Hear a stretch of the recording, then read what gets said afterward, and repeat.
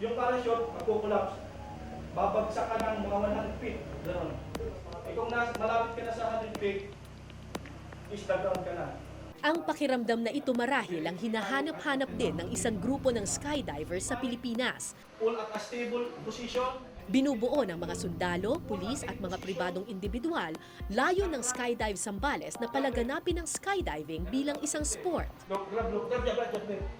Sakto, hindi ka niya babalintong. Sakto. Lahat ng bagong jumper kailangan sumailalim sa training kung saan tinuturo ang iba't ibang safety feature ng parachute at kung paano ito i-control sa ere. Labanan nyo ng jerk, so biglang tas hawak nyo pa, hihiwalay yung light twist. Jump! 1,000, 2,000, 3,000, 4,000. Isa sa pinakamahalagang parte ng skydiving ay ang tamang porma sa pagtalon sa eroplano. Jump! Dapat padapa ang porma mo at nakabuka ang kamay at paa. Okay, very good. Make it the best moment of your 4 seconds. Okay? Make it perfect. Kapag hindi kasi stable ang iyong katawan, maaaring pumulupot sa iyo ang parachute oras na bumukas ito. 1,000, 4,000, up. Chin up. Tingnan nyo yung aeroplano. Chin up. Okay, very good. It will be pilot assisted. So Ipinakita rin sa amin ang mga dapat gawin kung sakaling hindi bumukas ang main parachute. May dalawang handle sa gilid ng parachute na kailangan hilahin para buksan ang reserve parachute.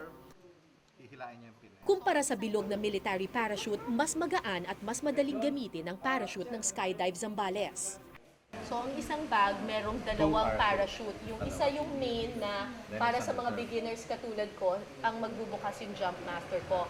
Just in case mag-malfunction yung first parachute, ako na yung magbubukas ng second. So, ito magliligtas sa buhay ko. This one. Ito yung cutaway handle, then ito yung Release. reserve. Okay, yung reserve.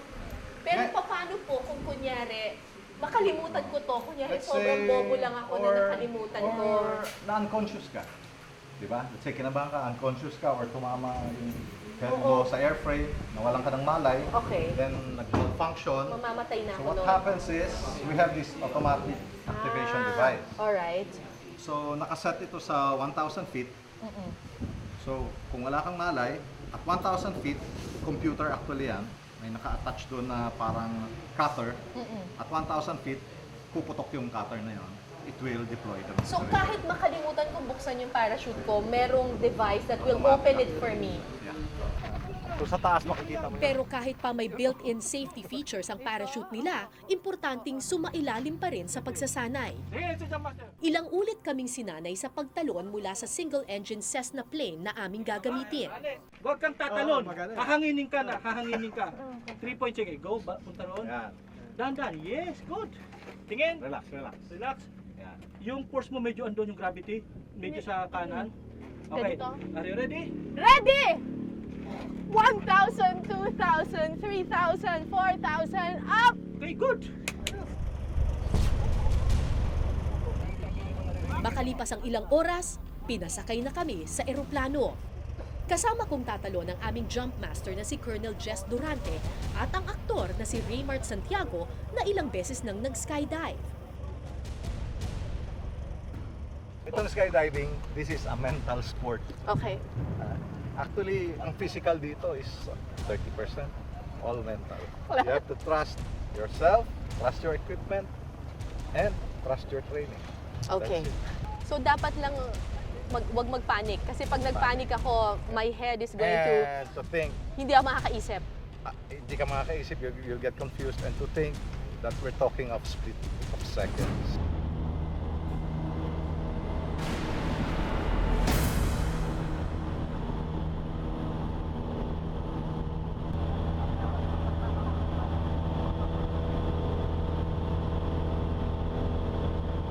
Lumipad ang eroplano hanggang 4,000 feet. Pagdungaw ko sa bintana, nakakalula ang ulap, dagat at lupa sa ibaba.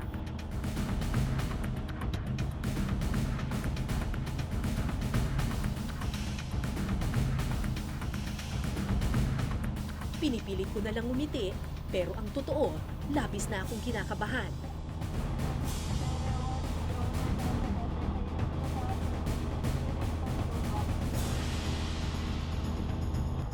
Ilang minuto pa, lumabas na si Raymart at pumosisyon sa pakpak ng eroplano.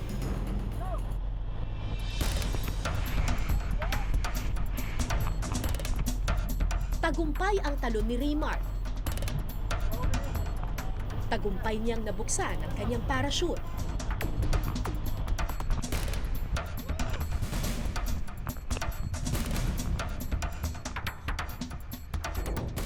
At tagumpay ding nakalapag sa lupa. Alam mo, hindi naman natin maalis yung kape. Kahit ngayon, kahit tanungin mo yung mga skydivers, meron pa rin kaba kahit pa paano. Siguro yun yung hinahanap-hanap namin, kaya nandito pa rin kami. Oo. Ano ba yung thrill that you get from it? I don't know, parang hinahanap-hanap mo yung nervyos ba? Diba, bubukas ba to o ano, parang, I don't know, adrenaline, I guess. So, Pagkatapos ng ilang minuto, sinenyasan na ako ng aming jump master na pumwesto. Malakas ang hampas ng hangin, pero mas malakas ang kabog sa aking dibdib.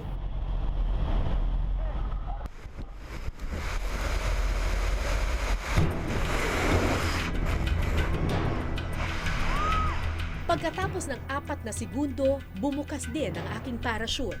Pero nakabuhol ang mga tali nito, kaya kinailangan kong magpaikot-ikot sa ere para matanggal ang buhol.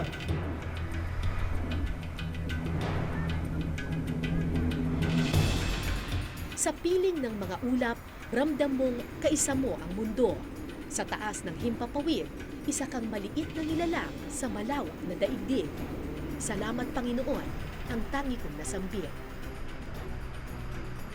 Steady, 50%, turn right, turn right, turn right, turn right. focus mo. Taas kamay. Okay, pagkat ko lang. Okay, pagkat lang.